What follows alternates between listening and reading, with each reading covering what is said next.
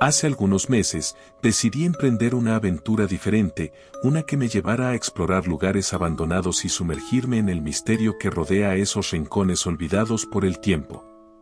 Me encontraba navegando por la red en busca del próximo destino para mi travesía cuando, entre las numerosas historias e imágenes de lugares abandonados, encontré un nombre que se repetía con cierta frecuencia. La Escuela Normal Rural Enrique Rodríguez en las faldas del Cofre de Perote, en Veracruz. Las narraciones sobre este lugar sugerían experiencias paranormales que despertaron mi curiosidad y, a la vez, mi escepticismo. ¿Sería posible que un edificio, en medio del frío bosque y lejos de la civilización, albergara verdaderas historias de lo inexplicable? No pude resistir la tentación y decidí que este sería mi próximo destino. Según las historias que recopilé, la Escuela Normal Rural Enrique Rodríguez fue trasladada a su ubicación actual en la década de 1950, después de haber fungido como hospital para pacientes con tuberculosis. El edificio, testigo de diversas etapas históricas, desde su función como escuela hasta su cierre en 1968 tras la matanza de Tlatelolco, ahora yacía abandonado, desmantelado por el tiempo y cubierto por una atmósfera de misterio. Armado con mi cámara, grabadora y un mapa que descargué de internet, me dirigí hacia el enclave de la ex normal de Perote. La primera impresión al llegar fue sobrecogedora. No había nadie en el bosque, y, al fondo podía ver cómo el edificio se alzaba como un espectro del pasado entre los árboles del bosque. La lejanía de la civilización se hacía evidente, y el silencio que reinaba en el lugar me hacía sentir como si estuviera entrando en otro mundo. A medida que llegaba al edificio, podía sentir algo muy extraño. Era como si alguien me persiguiera. Seguí avanzando hasta que ingresé por un lugar que estaba muy destruido. No me había parecido una sorpresa ver el estado de ese lugar, pero en persona todo se hacía muy diferente. El edificio, ahora en ruinas y con grafitis que adornaban sus paredes, era parte de la historia del tiempo y de muchas personas. Se hacía de noche. Yo seguía subiendo por las escaleras. Tenía miedo, claro que sí, porque podía aparecer algún ladrón, asesino, o, quién sabe. Pero estaba preparado para lo que sea. Esta no era mi primera experiencia solo, pues ya había explorado otros lugares como este. Encendí mi linterna y seguí grabando cada movimiento que hacía. Fue entonces que, las historias que había leído empezaron a cobrar vida. Las aulas y salones de usos múltiples yacían desprovistos de vida, las paredes mostraban los estragos del tiempo, y el eco de mis propios pasos resonaba en los pasillos desiertos.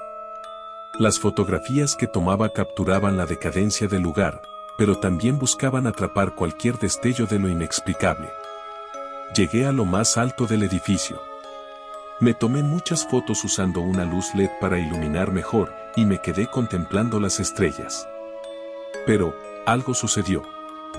No sé cómo explicarles, pero la luz LED se apagó sola. Luego, empecé a escuchar ruidos de alguien caminando, hasta que esos sonidos se detuvieron a pocos metros de donde estaba. Miré con atención hacia donde había escuchado esos pasos, y noté a una persona asomada desde una entrada. Se veía parte de su silueta que me observaba en la oscuridad. No podía ver bien su rostro, era toda negra. «Hola». Nadie respondió a mi saludo. Ese rostro seguía observándome desde la distancia, no a muchos metros de mí. Vine a grabar un poco y a sacar fotos. «Puedes salir, si quieres». «¿Me quieres acompañar?». Pero no respondía. En ese momento, sentí un profundo miedo. Mis piernas comenzaron a temblar. Eso no era una persona, no sé cómo explicarles. Salió de aquel rincón, dejándose ver entre esa oscuridad, bajo la luz de las estrellas. Era algo enorme, medía como 2,5 metros. De repente, vino hacia mí, corriendo con intención de atacarme. Empecé a correr lo más rápido que pude. Traté de seguir el camino por el que había venido, bajé las escaleras en la plena oscuridad, pero de repente, me caí. Tuve un golpe muy fuerte, y quedé tirado en el suelo. Tenía mi cámara en la mano. No se había roto. Recordé que tenía la opción de grabación nocturna. La encendí y volví a correr con mucho dolor por la caída. Esa cosa me estaba buscando. Podía escuchar los sonidos de sus pies chocando contra el cemento mientras corría, y parecía no usar calzado. Los escalones se volvían interminables, como si el edificio mismo deseara retenerme en su interior. Al fin pude salir del edificio. Corrí en dirección al bosque. No volví a mirar atrás. Llegué a mi auto, y puse marcha al motor. Fue entonces que un grito aterrador de una mujer se escuchó por el bosque. No pude quedarme, tuve que irme. Sentía mucho miedo. Pero, algo pude hacer. Saqué mi celular de la campera, y llamé a la policía cuando me alejé de esa zona. Les dije lo que había visto, y lo que había escuchado en el bosque. Estaban lastimando a alguien.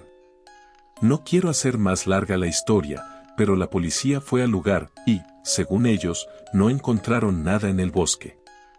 Yo sentía que algo me estaban ocultando, ya que más tarde empezaron a venir más policías. Mi experiencia en la Escuela Normal Rural de Perote me dejó con más preguntas que respuestas.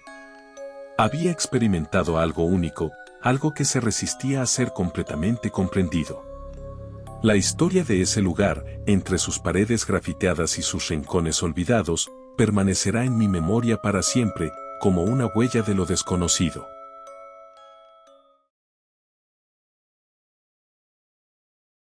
Hace aproximadamente 2 meses estaba conduciendo el taxi, un día más haciendo mi trabajo habitual, aunque estaba más emocionado que cualquier otro día, pues al llegar a casa me encontraría a la familia reunida para celebrar el cumpleaños de mi esposa. Hacía mucho que mis hijos no nos visitaban, por supuesto que con sus trabajos y sus familias era poco el tiempo libre que les quedaba, pero al tratarse de una ocasión especial los 3 habían confirmado su asistencia. Estaba tan emocionado que terminé hablando con el pasajero sobre mis pequeños que ya no eran tan pequeños, pues 2 de ellos, Carla y Alex, tenían su familia conformada. Mientras que Adrián, el más pequeño, acababa de cumplir 22 años y se encontraba en la universidad. Solo en fechas especiales estamos reunidos todos, le dije, pues al parecer él disfrutaba mi charla. Es difícil ver que se convierten en adultos y se van. Ese es mi más grande miedo, desde que mi hija cumplió los 9 parece que el tiempo se está acelerando. Dijo mi pasajero. Hablamos un sinfín de cosas, él me contó sobre su trabajo. Así que la conversación fue muy agradable. Incluso acabamos hablando de esas historias de carreteras, las que suceden de noche en caminos desolados, o las que solo tienen como testigo a los taxistas, que siempre relatan algo aterrador en sus reuniones de amigos. Recuerdo que nuestra conversación se vio interrumpida por algo que era muy llamativo. Sinceramente debo confesar que era imposible no ver aquella escena. La carretera por la que viajábamos era una de las principales, ya que conducía al pueblo, pero a esa hora estaba muy poco transitada. Al costado derecho estaba una moto destartalada. Supe que era una moto únicamente porque a unos metros del montón de metal aplastado, había una persona con casco y chaleco reflectivo. Me detuve un poco, mi pasajero también se interesó por la sangrienta escena y se asomó a echar un vistazo. El motociclista tenía los 2 brazos rotos, al igual que la pierna izquierda. Aún así, y a pesar del charco de sangre en el que se encontraba, seguía con vida. Lo sé porque difícilmente movía uno de sus brazos alargándolo en dirección al taxi. Cuando me detuve por completo también pude escuchar su voz muy ronca y débil. Entre lo que escuché pude entender solo una cosa: ayúdame. Dijo otra cosa, pero no tenía sentido. Era algo como Aba o Yayan. La verdad es que en ese momento no me importó, al contrario, me dio miedo, y lo que hice fue mirar la escena unos segundos, aceleré y dejé atrás al moribundo. Mi pasajero y yo miramos, los 2 estábamos de acuerdo, ya que muchas veces se han escuchado historias en los que ayudan en accidentes así, y son acusados como culpables, y terminan pagando dinero o en la cárcel. Por supuesto que no queríamos eso, sería un secreto desalmado entre un taxista y un pasajero cualquiera. Ninguno habló el resto del camino. Ni siquiera cuando se bajó del taxi, solo pagó la carrera. No sé qué estaba pensando, pero su mirada estaba oscurecida. Curiosamente, de camino a casa la imagen del motociclista bombardeó mi mente. Empezaba a sentir remordimiento de haber ignorado su llamada de ayuda. Pero en el fondo sabía que era mejor así, porque es otra persona más capaz yo estaría socorriendo. Aunque también tenía esa sensación de saber que tal vez no era así. Tal vez seguía ahí tirado esperando ser rescatado o quizás él ya estaría en otra vida. Cuando estacioné el taxi, e incluso cuando me dirigí a la puerta de la casa, mi familia había pasado a un segundo plano, sentía la necesidad de volver, pero también sabía que ya no serviría de nada. De pronto, además del remordimiento, sentí que me atacaron otras emociones, era raro. Sentí vergüenza, ira, miedo. Ninguna de ellas tenía sentido. Solo se lo atribuía a aquel motociclista. Antes de entrar a mi casa me senté en el andén, justo enfrente de la puerta. La cabeza me estaba dando vueltas y sentía que me congelaba. Pero no quería que ellos me vieran así. Desde afuera escuché sus risas y sus parloteos. Tan emocionados estaban que en unos segundos me sentí energizado y contagiado por su buen ánimo. La emoción por verlos había vuelto con más fuerza. Todas las sensaciones extrañas estaban desapareciendo tan rápido que llegué a pensar que estaba siendo víctima de un ataque de nervios o algo por el estilo. Me puse de pie y caminé hacia la puerta. En ese momento sonó el teléfono, escuché emocionada a mi esposa decir que tal vez era yo. Aunque me fue difícil concentrarme en lo que decía, pues, aunque suene exagerado, con el sonido del teléfono, otra extraña sensación me atacó, sin dejar espacio a mis sentimientos. Fue el terror puro.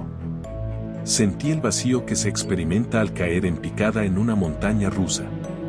Quise gritar, pero no sabía por qué. Así que abrí la puerta. Cuando entré, Carla y Alex sujetaban a mi esposa con fuerza. Ella estaba gritando, lo podía ver, pero no entendía qué decía. Bueno, sí lo entendía, pero mis pensamientos estaban en otra parte. Más exactamente, en la carretera, cerca al motociclista. Ese motociclista que ahora, al escuchar a mi esposa adquiría un rostro y un nombre. Lo que mi esposa desesperada estaba diciendo era que el menor de mis hijos, Adrián, había muerto en un accidente. No sé cómo, pero lo supe y unas horas más tarde lo confirmaría, era el conductor de la moto. Hoy allá en el significado de aquellas palabras, ese recordatorio de mi miseria, pues él supo quién era yo. Papá, soy Adrián y quería que yo supiese que era él.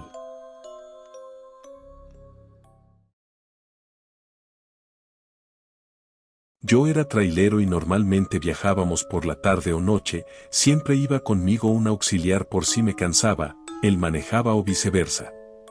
Todo iba normal como siempre, ya estaba oscureciendo cuando el tráiler comenzó a fallar. Primero se apagó y después ya no quiso arrancar. Debido a que ya estábamos a algunos kilómetros de la estación de gasolina.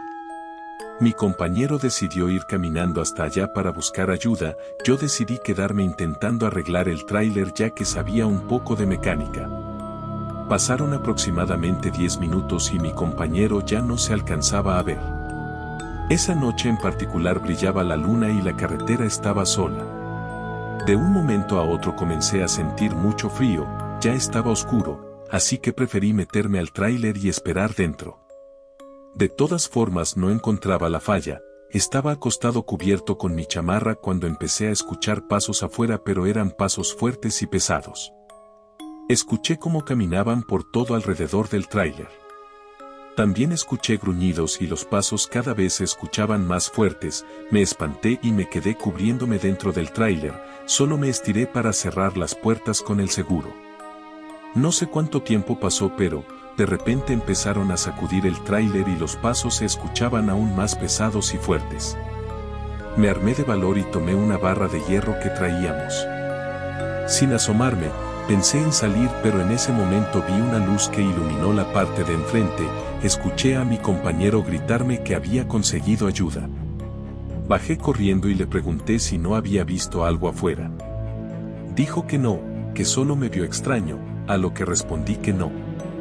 Pero que teníamos que irnos con un señor que le había hecho el favor de llevarnos hasta el pueblo más cercano y que ya había llamado a la empresa para informar de lo ocurrido. Ellos mandarían a alguien por el tráiler.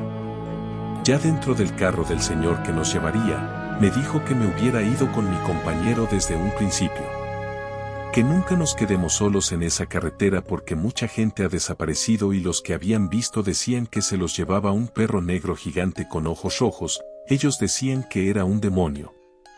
No sé si fue lo que estaba afuera esa noche, pero nunca olvidaré el terror que me dio escuchar esas pisadas tan fuertes y pesadas que rodeaban el tráiler. Solo agradezco que llegaran a tiempo.